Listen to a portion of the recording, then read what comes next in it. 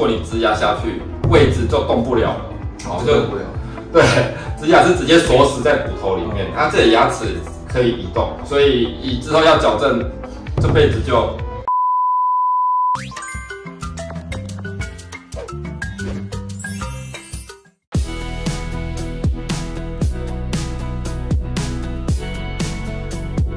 洪先生，你好，医师你好，当初怎么会来我们诊所？我当初也是在网络上看到，对，然后本来看了几家？可能3家的吧，看了3家，对，他们都跟我说要拔掉植牙，做植牙，啊，然后其中我有去大医院，是，去哪一间？植牙中心。因为我本来想说，因为我同学也有去那里，他们那边都是拔掉植牙比较多。我本来想说已经做好要做植牙的准备了，他想说就来，反正就试试看，试试看，然后就然后哦，有机会。黄先生的状况是他的蛀牙是在很深的、比较深的牙根的部分，已经蛀到牙根了。哦，但齿质结构不好啦，哈。以前有蛀牙，知道吗？以前好像就有补过一次，然后就还好。对，之后就还好。然后后来发现有一个大洞，对，它就没有都会卡菜渣，所以我想要把它就是，然后每天这么剃。一直塞东西啊，然后后来去跑了3家，甚至医院都去看过，都是要拔掉植牙。对，他说蛀很深，对，因为真的齿质结构真的是不好了。那我们判断，牙根基本上还看起来算蛮长的，好，还年轻，不要那么快植牙，所以我们就跟他讨论，因为那时候上面还有齿质，还有牙齿，对不对？想说就美观来说，我们用矫正慢慢拉下来。对，那拉下来的过程中，牙齿慢慢的就越来越脆弱了，就断掉。对，所以我们当然还是有重新根管，对，上助性，然后之后做成逆式假牙，继续拉。对，我本身住桃园也是很辛苦这样跑。对，好，然后如果就是可以时间上可以配合我们当然也是很用心在做啦。慢慢的把它拉出来。这样子拉到定位之后，我们再重新印模做假牙。原本是像这样子蛀一个大洞，原本是像这样蛀一个大洞，我们就是把它整个拉出来，之后，原本旁边牙齿这么长，然后我们拉出来，实际上拉蛮多的啦，大概至少拉3到4毫米的牙根，像这种牙根，那比较短一点点啦，那强度还是跟正常牙根来说还是有差，可是门牙剂量不需要太大，只要能切断食物就好了。所以我是觉得还可以用。所以就跟他讨论说，我们要重新根管，做助兴，做逆式假牙，然后慢慢把它拉下来。实际上，像彭先生这样子来不多，我们来都是直接断头。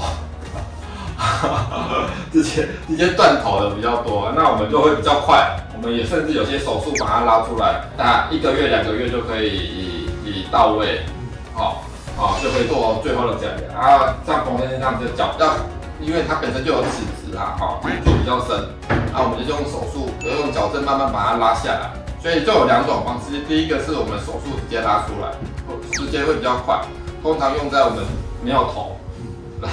就是只像牙根给我们，那我们就是直接拉出来。另外一种就是像彭先生有牙齿本身有牙齿，那我们可以连着人气慢慢拉只是时间要比较久，这个要半年以上。对，半年，要半年以上。对，然后我们最后做完的样子是就是最后完成照，原本是牙根整个都黑掉了，因为都是蛀空。那时候变黑了，你也觉得还好？好像觉得还好。这样觉得还好。对，颜色变深有时候要注意不是要抽神经，就是蛀一个大洞。这些挖下去里面都是空的。事实上，后来就真的断掉，拉的过程中拉到一半的时候真的断掉。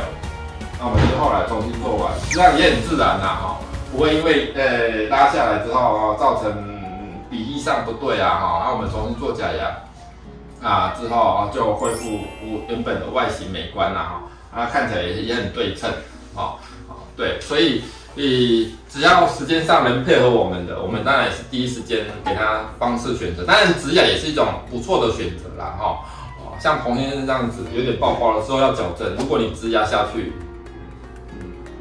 位置就动不了了就动不了。对，植牙是直接锁死在骨头里面，这里牙齿可以移动所以之后要矫正，这辈子就没办法再矫正了，就没办法。对，除非把植牙拆掉矫正完再重新植牙。对，因为植牙位置骨头一锁起来，牙齿可以移动，可是植牙没办法移动，是锁死在骨头里面，这样就动不了。这样年轻的时候不要那么早做植牙是比较好的因为还有其他机会。如果外观又要调整植牙一上去就直接锁死，就动不了。所以我们通常可以植牙可以放到40岁之后真的有断掉啦大蛀牙啦才做植牙，会是一个比较好的选择啦趁年轻的时候能够用一些比较保守的治疗来说是比较好啦当然植牙没有不好，只是有时候考虑到将来以后要调整也是一种困扰对医生来说，对病人来说都是一种困扰。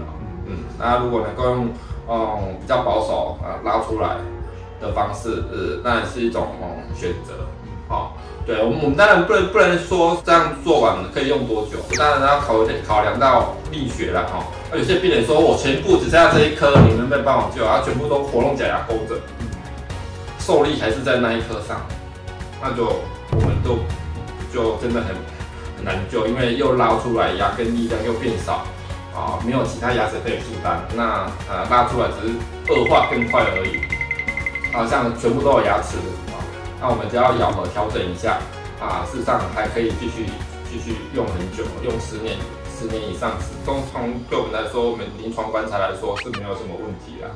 对所以能够保守一点不要太积极。有些医生真的很积极很积极的急着想要拔牙。